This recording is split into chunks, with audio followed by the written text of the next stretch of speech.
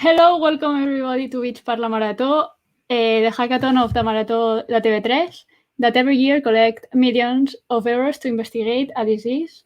This year is for COVID-19, like we all know, that affect all of us.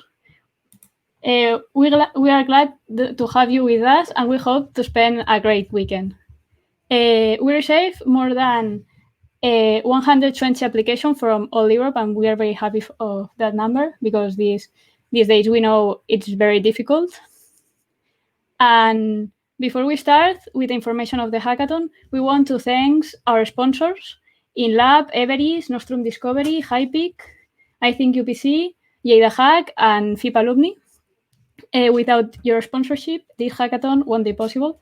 Everyone's collaboration is important for us.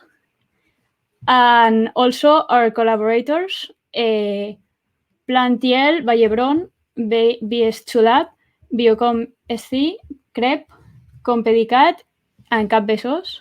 Without your collaboration presenting the challenges, this hackathon won't be the same. And to finish with the organizers, FIP, HackUPC, and BSC. And now it's FIP and Josep Fernández will talk about our university. Hello. Bienvenidos a todos y todas los hackers. Molt bona tarda. It's my pleasure to welcome you to the second edition of the bitsxlaMarató hackathon. Our hackathon is a solidarity activity connected with one of the biggest solidarity events that take place in Catalonia, la Marató de TV3. La Marató is an annual telethon broadcast to raise funds for scientific research into diseases that are currently forgotten by public and private sectors. But Maratón de TV3 is more than just a fundraising drive. It's also inform people about this disease and explain the need for research as the key factor to prevent and cure them. All the world is going through one of the most difficult and uncertain moments of recent times, caused by the coronavirus pandemic, with serious consequences for public health. The young action is making possible to move toward solutions, and this weekend we are joining to this effort. Working in this fight challenge is a contribution in the fight against COVID-19. Use your creativity, apply your knowledge, and employ your work power against COVID-19. Thank you to Daniel Jimenez to build the engine of the project. Thank you to HackUPC to make this hackathon possible. Thank you to all the people, research labs, institutions that are proposing challenges. And thank you to sponsors in Lab, Everest, HackUPC, HackUPC, Nostrum Discovery, Lleida Hack, and FIP Alumni to support this initiative. And the more important, thank you to hackers to join us. Have a nice weekend and have a productive anti-COVID weekend. Thank you, Josep.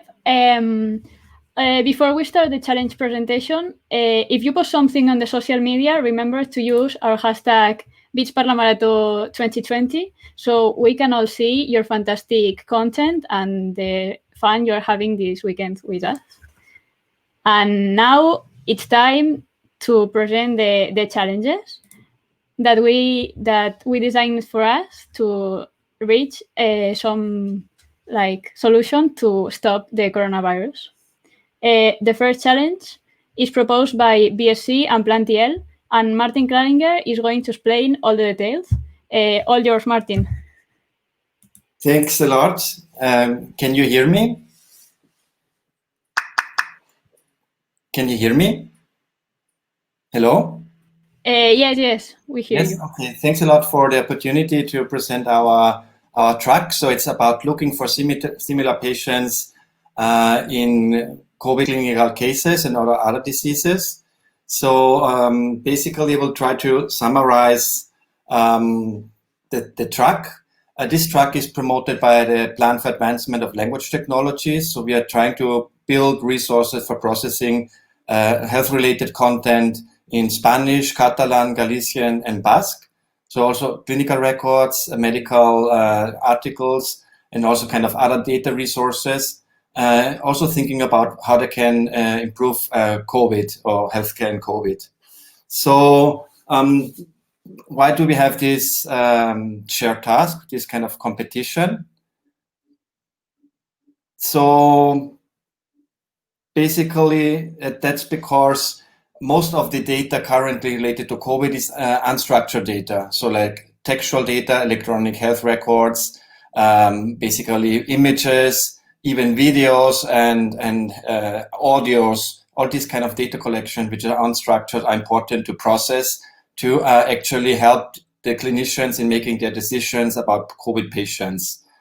In our case, we will focus on clinical case studies for COVID patients and also other kind of pathologies. And basically, so next slide, please. Basically, what we're trying to find is similarities between patients in terms of, for instance, symptoms, diseases, the procedures they have been applied to, with the aim to help clinicians in finding similarities between patients, for instance, those which have a better outcome or worse outcome, also patients, for instance, which need different treatments than others. So finding similarities or groups of patients which require different care.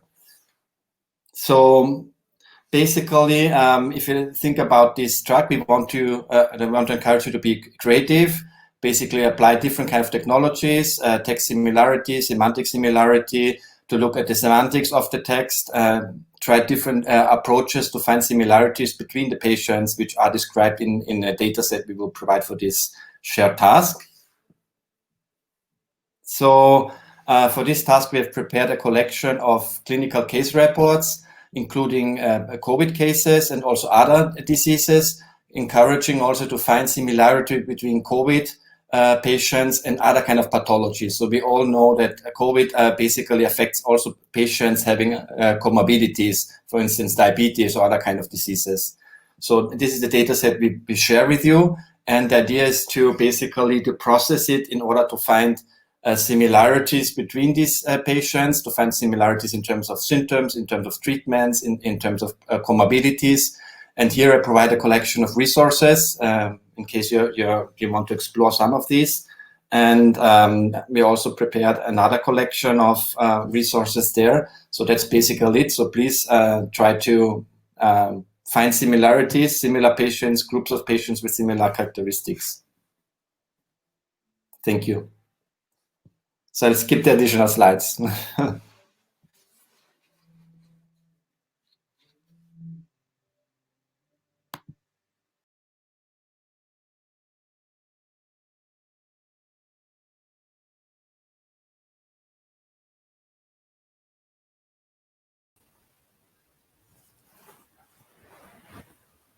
Hi, everybody.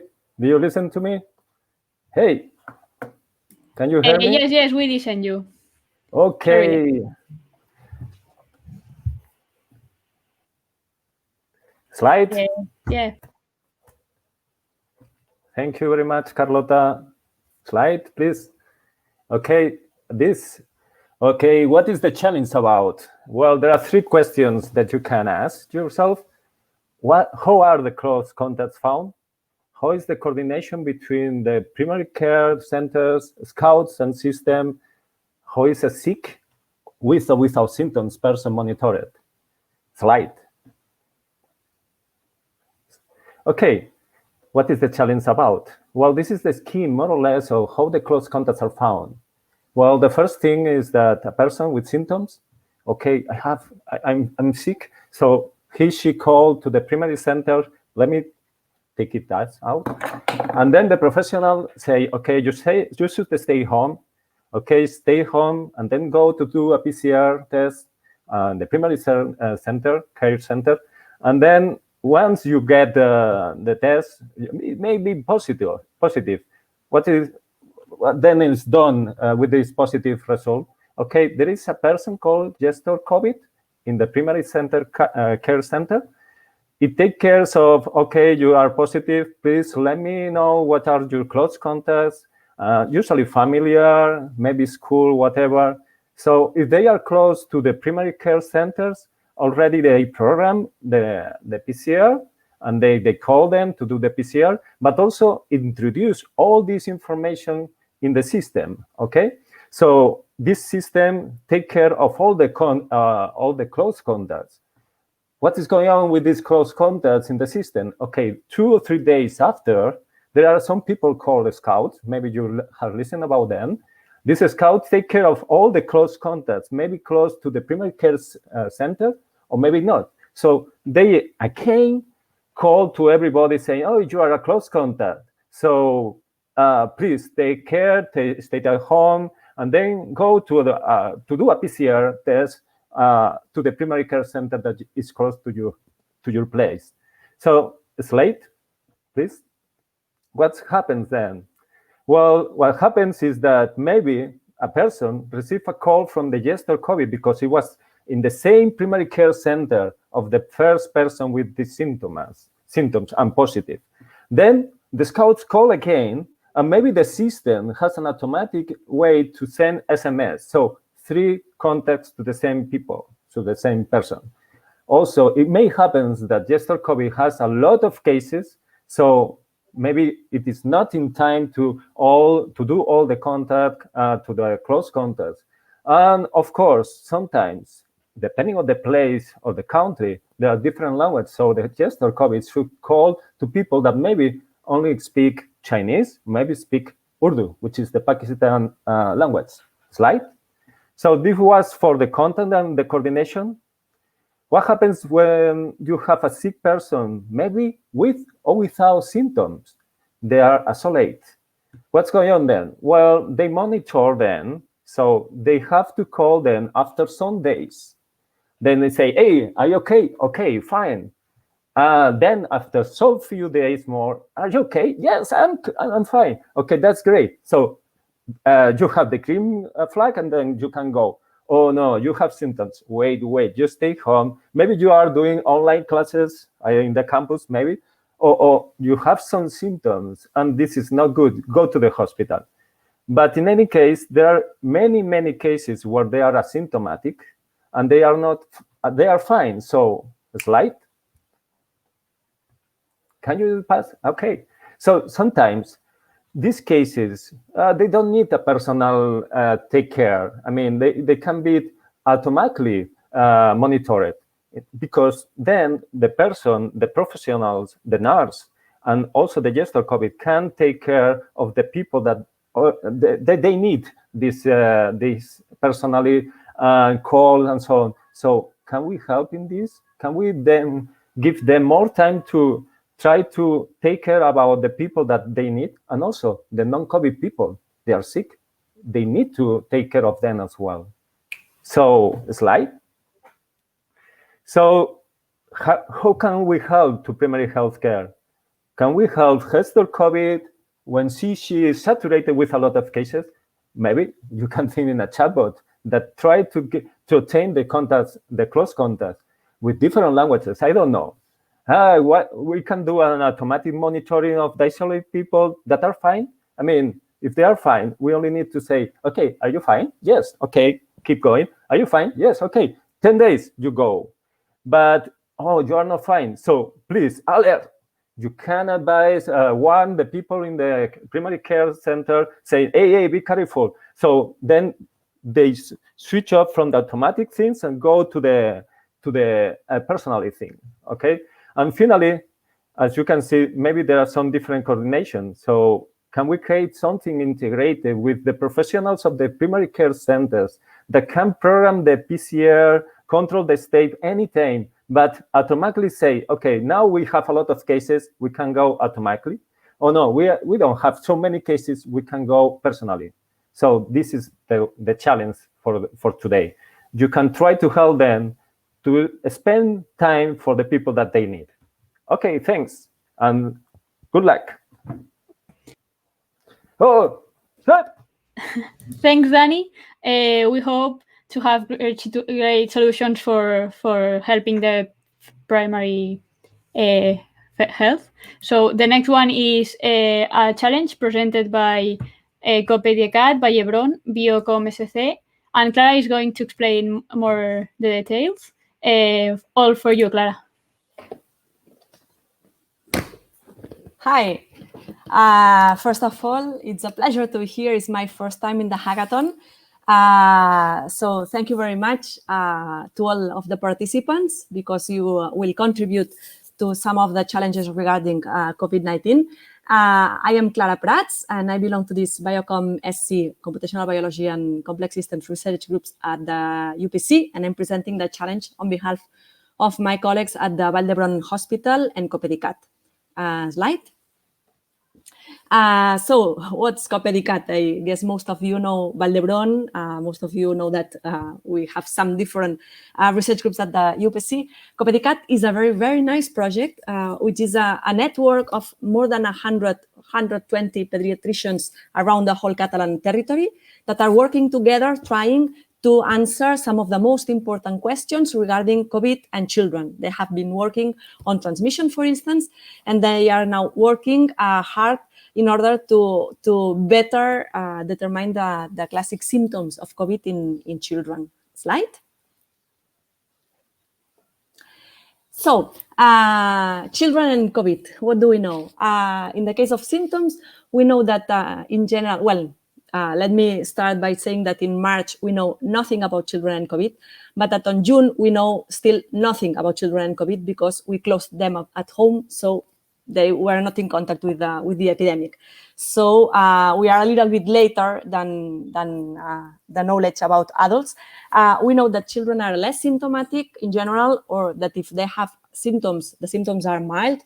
But what are the symptoms in children? Are they the same as adults? Actually, we know that they are not. So how can we characterize the COVID in children? And how can we distinguish a COVID from other respiratory infections typical in children, like flu, bronchiolitis, a cold, etc.? Slide. At the end, what we would like is to reduce the number of PCR samples or of antigenic tests samples that we must obtain from children, because it's a quite aggressive test. So the less, the better for them. Slide. So this is the context. Okay, we know that clinical signs or symptoms associated to several virus, respiratory virus infections are non-specific, and in particular, they are very similar between them. And here, this kind of consecutive peaks is the history of last 5 years in terms of two classic epidemics in children, which are the bronchiolitis in red, that increases each autumn and decreases and increases in the autumn and decreases again, and the flu, which is in yellow, okay? So for the next year, we expect a third peak, which will be COVID. So during autumn and winter, the three diseases will meet in the healthcare in the healthcare centers. So it would be really, really useful to have tools to distinguish between one kind of infection and the other one. Slide. So we have two questions. The first one for this challenge is, given a set of symptoms in a pediatric child, in a pediatric patient, so I'm a doctor, I'm a pediatrician, a child comes to my health center, and he reports cough, or he reports fever and headache. He has a normal auscultation. So if he has a certain set of symptoms, can this set of symptoms be possibly indicative of COVID positivity? Or even more important, is it this set of symptoms, this pattern typically of non-COVID infections? So I shouldn't take the sample, okay? So first, given a set of symptoms, can I provide a kind of score or a probability for this child to be COVID positive or negative? And the second one, is the knowledge or the typical pattern or the typical characterization of these children, these positive children, okay? So which is the most usual pattern of symptoms in COVID positive children, sorry. Slide.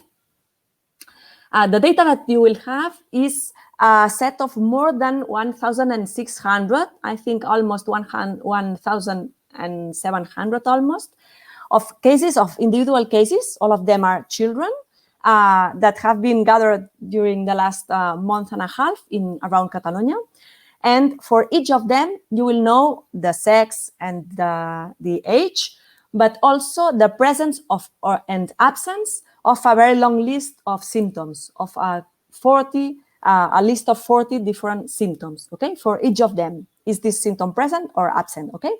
And then for each of the cases, for each of the registers, you will find if this was finally PCR positive, if this was finally RAT. RAT means the rapid antigenic test positive, which is another way to determine the positivity, and or if it was finally negative, okay?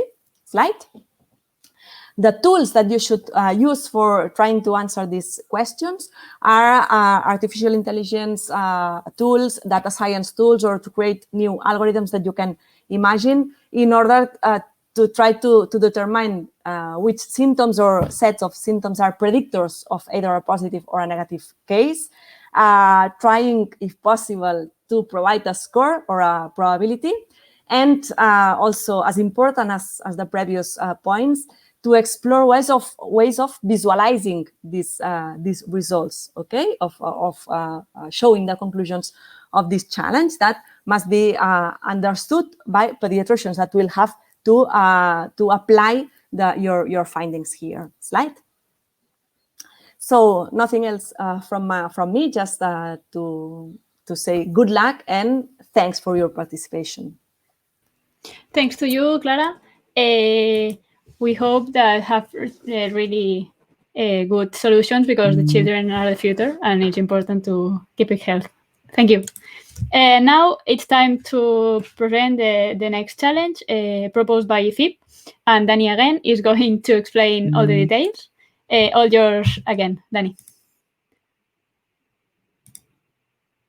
Danny, you are muted. Thanks, Clara. Thanks for the ball. You know this, UPC. All of this is because we are in the campus. So, slide. Do you know these places? More of you know these places. So, what is the challenge about? Well, we want to track contacts of a COVID-19 positive person on campus. But where? Where? In all the campus. In the stairs, in the bar, in the restaurant, at classroom, and the exam, the exam, okay? And everywhere. So what can we do? So slide. Okay, first of all, we should know what is a close contact. I should have said that before, but anyway. In order to be a close contact, it depends on the week. You can listen the news, okay? But let's say that the close contact for us is time, distance, 2 hours meters, okay?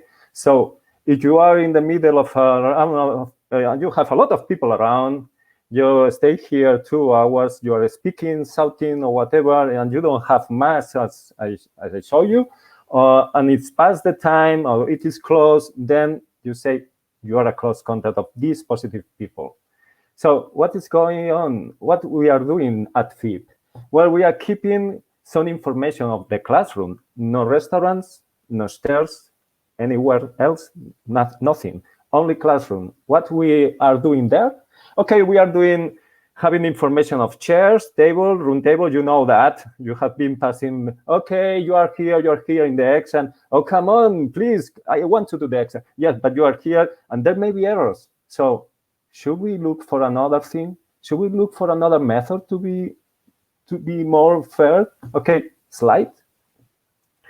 So, yes, sure that you can create something. I'm sure that you will be able to create something in order to, first, maybe just for taking care of what is your position in the matrix. You have there a classroom position, rows, column. How is the best way to obtain this information? I'm in the chairs, row 1, column 1. Or maybe should we use something like, I don't know, Bluetooth? Something related with, I don't know, maybe the radar COVID or something better. I don't know. Or maybe something related with the, I don't know, indoor position. This can be also a way to do that. I'm looking for the names. Yes, we can have near field communication. Yes, why not? Some mobiles has this. And also radio frequency. This is something that maybe you can use in order to detect that some people is close by. We are not close to any of this technology. We are not close to take the position of the row and the column. We are only asking, can you think in something that can help us to be live, to have life, to go to the campus, and if somebody happens, okay, we can easily find the contact people that was close to you. Maybe it's just QR. Oh, if you can use this QR for the next challenge I will present, you can use it if you want. Come on, but also you can have labels in the table. But if there is a label in the table and the table can move, oh, we have a problem. You can use QR, but if the table can move, this is a problem. Indoor position, Bluetooth, maybe it's a better solution. So, okay, go ahead, think about that. Think that this can help you. And don't miss the talk tomorrow morning, because it is about that. Because if you use this kind of technology, maybe you should think about the data that you pick up. Maybe you don't like that you pick up the data and you know which are everybody. Okay, slide. So this is the end. So please look for something for do tracing on campus. And you can contact us in Discord, bitsxlaMarató. Thank you, Danny. We like a lot your presentation. Okay. And now it's the turn to present a challenge proposed by Grep and bitsxlaMarató and UPC. Jordi is going to explain all the details. All yours, Jordi. Hi everyone, and first of all, thanks to all the hackers and the organization to devote your time to this hackathon to tackle COVID. First, to explain the challenge, I would like you to listen to two audios. Let me share. Stop a bit. And now.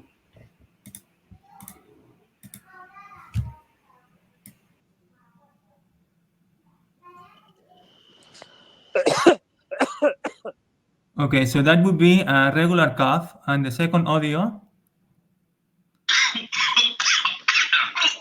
Yeah, that's another cough. If we listen at them carefully, maybe you can play them again.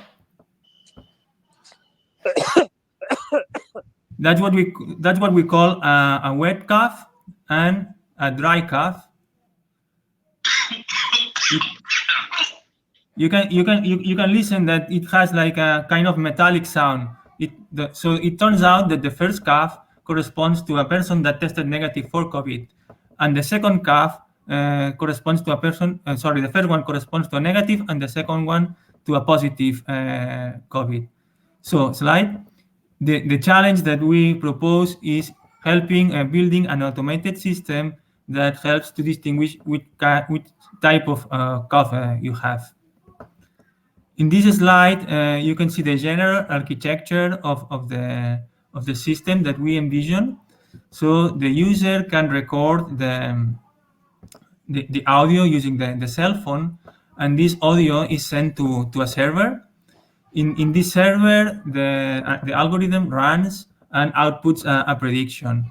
This prediction is sent back to the user, and also it's sent to the health system, so they can the health system can take required actions. Since we are using a cell phone, we can also interact with the user using a chatbot, and we can ask for additional information such as age, gender, medical conditions that might be relevant for us. So we can still get the audio and also get additional information. So to slide, please. So to work on this challenge, we provide you with two different data sets. The first data set that we call labeled data set is from a Cosbara project. And this is a very interesting data set because we have different subjects, different individuals that gave the audios, the coughs.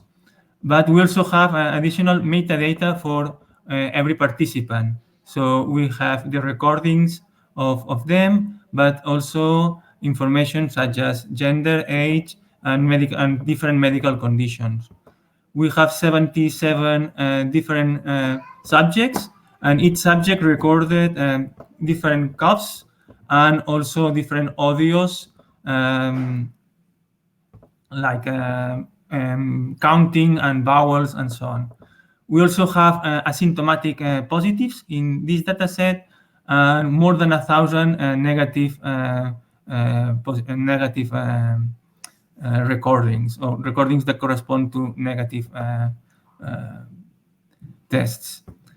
The first thing that you might want to work on is making sure that your algorithm, the algorithm that works, that discriminates the different types of coughs, works on audios that are actually cough. So we also provide a second data set with coughs audios, but we don't know if they correspond to positive or negative people, and also different audios that can be recorded by mistake, or noisy audios that can be recorded with the cell phone. So to make sure that the algorithm works with cough audios only. So to build, to work on this project, you can make use of the data that we provide, but you're free to look on the internet and get more data to make the system more robust. And then you are to build the automated system, to build the machine learning tool. You can work with features in the time domain. You can also work with features in the frequency domain.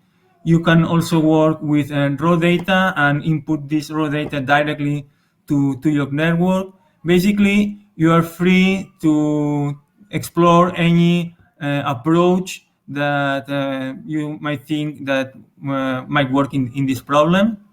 So yeah, it's the challenge is to think to build a creative solution that helps us to discriminate these different coughs.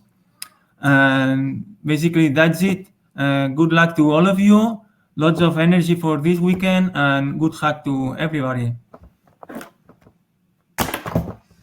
Thank you, Jordi. It's also an impressive challenge, like all of them. And now Danny is going to present the last one, the last challenge presented by FIP, HackUPC, and BSc, and also FIP alumni, that it's not technological, but it's also very, very important. And all yours, Danny. Yep.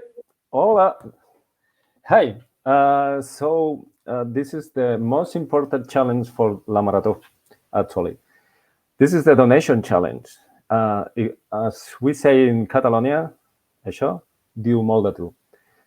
This is the challenge proposed by all the organizers and also FIP alumni, because without his help, we couldn't manage to do this donation webpage and so on. And what is this challenge about?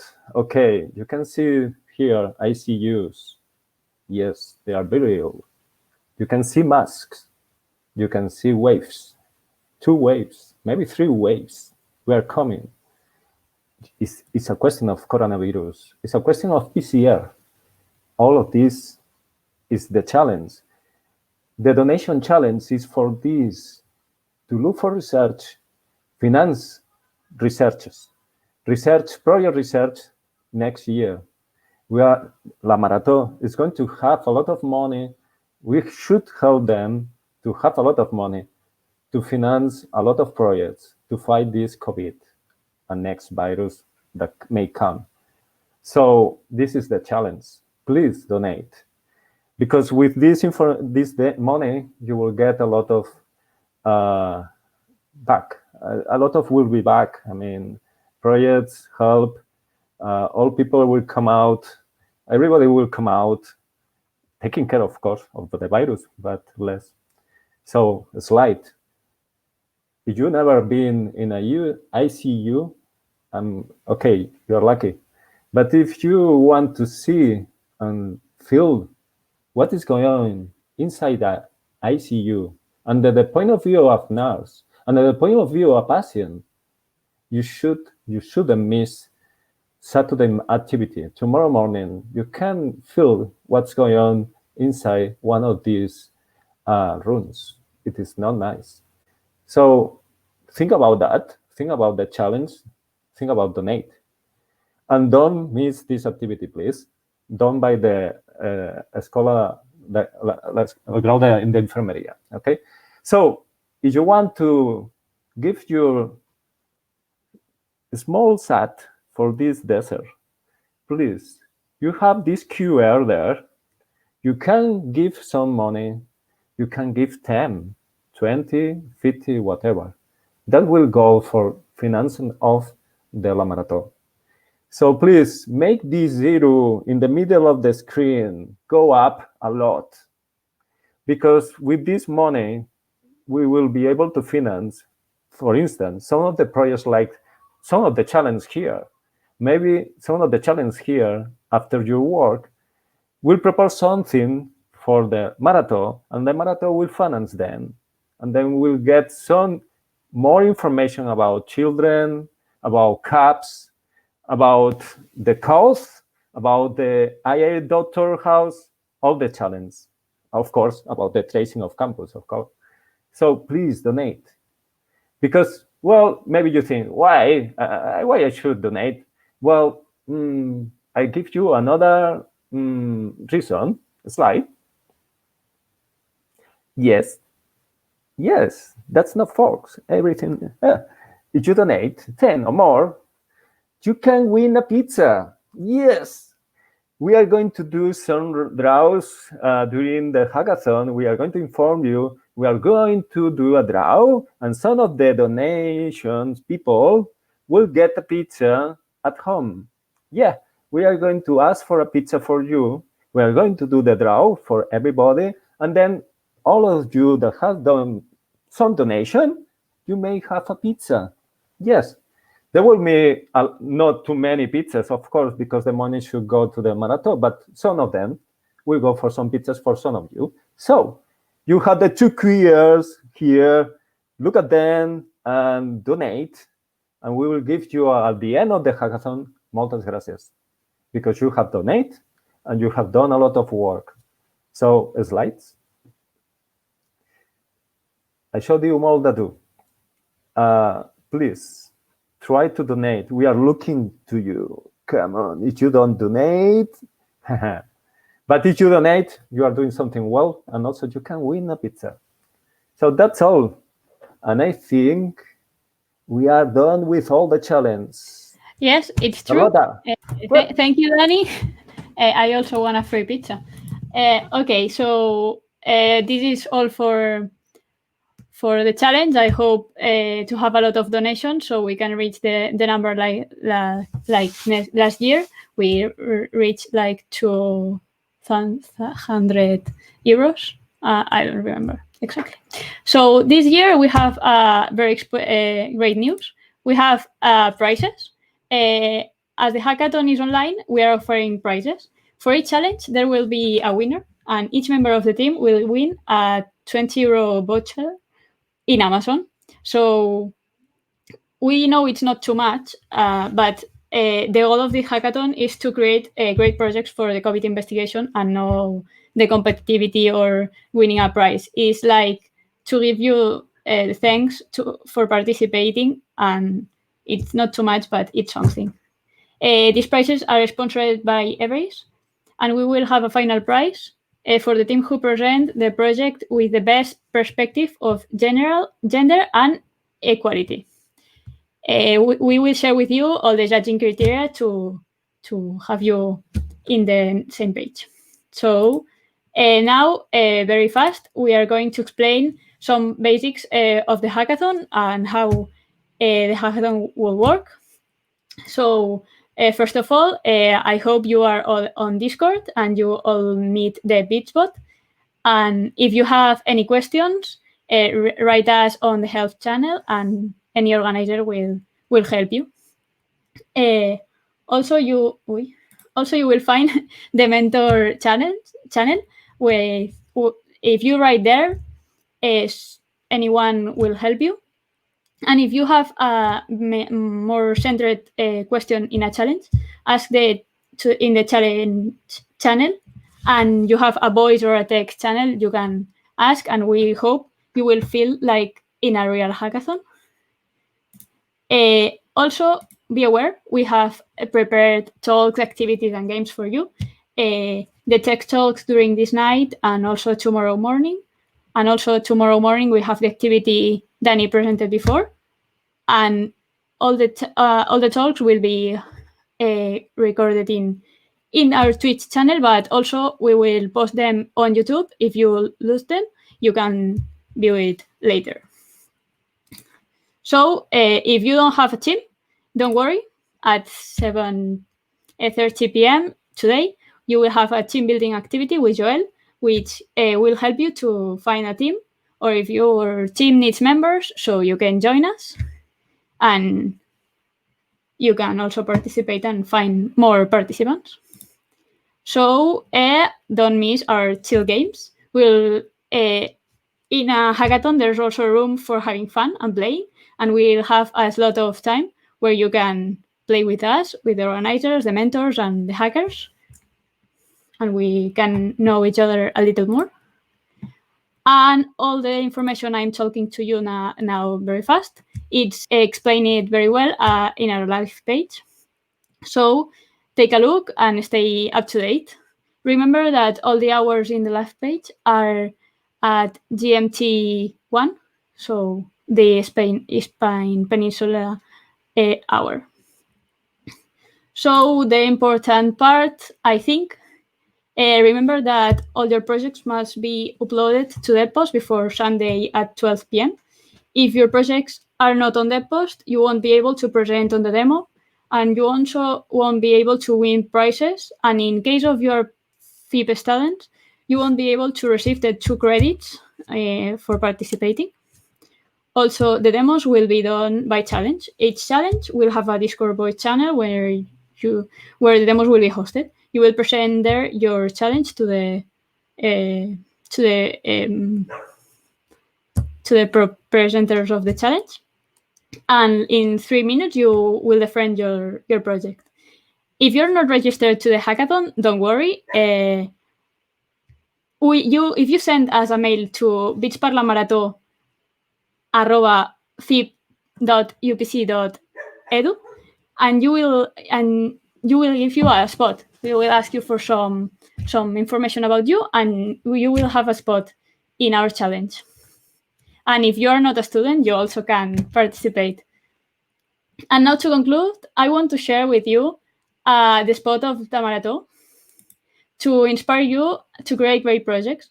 And I hope Twitch doesn't ban my stream for this. Have a great weekend and happy hacking. See you on Discord.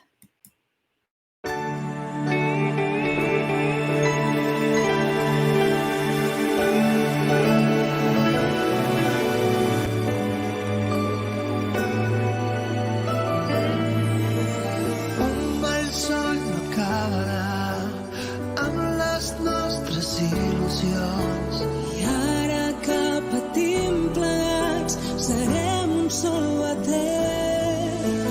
La distància no ha pogut separar els nostres cors. Ens queda l'esperança dins de tanta foscor. Ara que l'alba s'acosta, ara que la nit se'n va,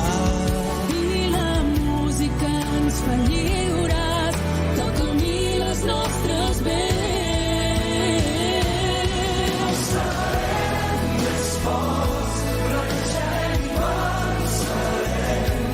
Res ens podrà ja aturar, tot estimant-nos més.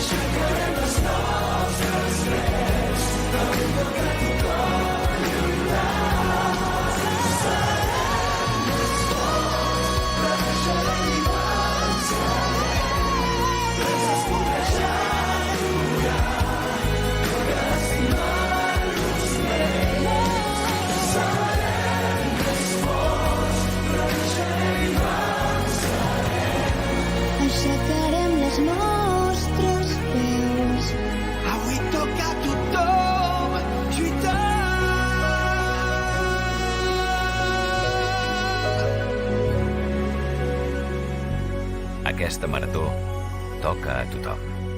La Marató per la Covid-19.